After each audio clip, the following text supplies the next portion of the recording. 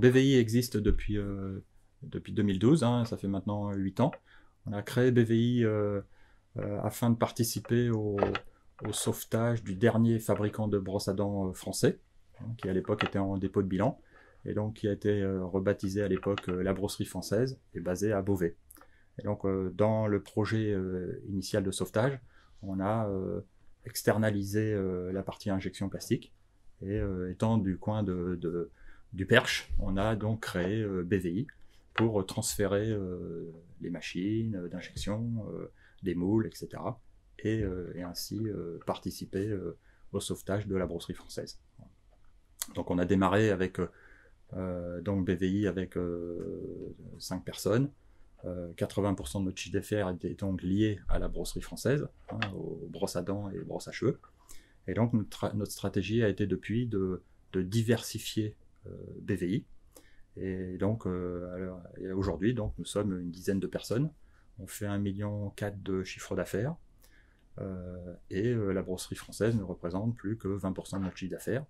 Et donc on s'est donc beaucoup diversifié dans tous les domaines d'activité tels que le paramédical, hein, avec par exemple comme des boîtes qui permettent de livrer les laboratoires en ampoules de médicaments de pointe. On est dans le cosmétique, dans le bâtiment, tout secteur d'activité, également sur des prototypes.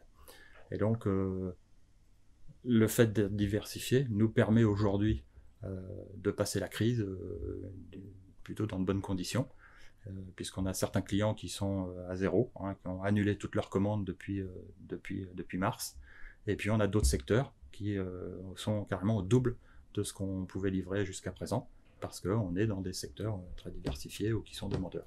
Donc oui, comme certainement la plupart des entreprises ou chefs d'entreprise, le mois de mars a été très compliqué. Hein, vraiment, quand on a eu le confinement qui s'est mis en place, on avait vraiment beaucoup d'inquiétude de savoir est-ce qu'il fallait fermer complètement, est-ce qu'il fallait continuer. Nous, on a eu la chance, ce même jour de mise en confinement, d'avoir un certain nombre de clients qui nous ont appelés pour envoyer des commandes urgentes, hein, en particulier pour les boîtes d'ampoules de médicaments. Et donc, ça a aidé à la décision de ne pas fermer complètement. Et donc, on a, mi-mars, continué à travailler avec un effectif réduit. Et l'avantage, ça nous a permis de mettre en place, avec une équipe réduite, toutes les conditions sanitaires et gestes barrières, etc., et procédures diverses et variées pour pouvoir se mettre en situation protégée dans l'entreprise. On a repris le 6 avril, hein, où donc on avait organisé avec l'ensemble du personnel les conditions de la reprise. Et moi, j'avais en information une semaine avant notre reprise avec tout l'ensemble du personnel qu'une société sur Paris avait développé en une semaine une visière pour équiper les hôpitaux de Paris, à la demande des hôpitaux de Paris, qui en fait étaient approvisionnés par des gens bénévoles en visière impression 3D. Et comme en impression 3D, on a peu de capacitaire, hein, grosso modo c'est 20 pièces par jour possible avec une imprimante 3D. Et donc, d'où l'idée a été de lancer un moule d'injection et du coup pouvoir faire des milliers de pièces par jour. Donc, ayant eu cette information, on a réussi à récupérer des visières le week-end avant de repartir le 6. Et c'est là qu'est venue l'idée de dire pourquoi nous, on n'essaierait pas de se mettre sur le sujet. Et donc, notre sujet d'entrée de jeu, ça a été de faire également du solidaire, de créer en très peu de temps une visière en injection plastique, enfin, la partie serre-tête, et de pouvoir également proposer aux hôpitaux de la Sarthe, hein, au CHU, à tous les soignants autour de nous, de pouvoir équiper de visières. Sachant que BVI sait faire la partie serre-tête, hein, en injection plastique, mais il y avait la problématique de trouver un partenaire capable de faire la partie transparente. Et à travers notre réseau et le club des industriels de La Ferté, dès le lundi matin du 6 avril, j'ai échangé avec Nicolas de chez Crystal Pack en lui disant « Est-ce que tu sais faire ce genre de pièces ?»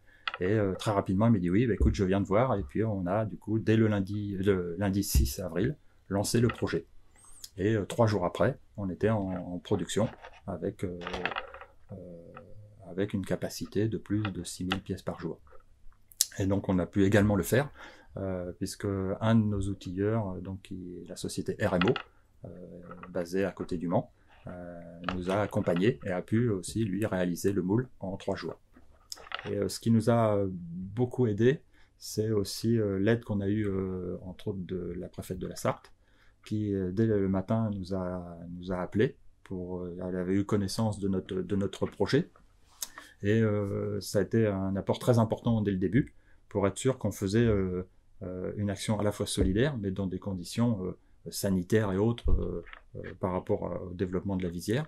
Et on a eu tout de suite accès à l'ARS de Nantes, et on a l'ARS qui nous a suivis sur notre projet depuis le début.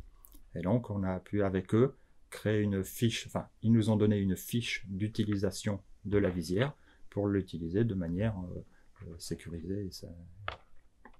Donc à travers le club des industriels, qui a souhaité nous accompagner dans le développement de notre visière dès le début de notre projet et de notre projet solidaire, donc l'idée a été de créer une association que l'on a appelée Protect Emeraude, pour faire le parallèle avec Perche Émeraude, qui est donc notre zone géographique industrielle dont le nom a été créé il y a maintenant 1 an.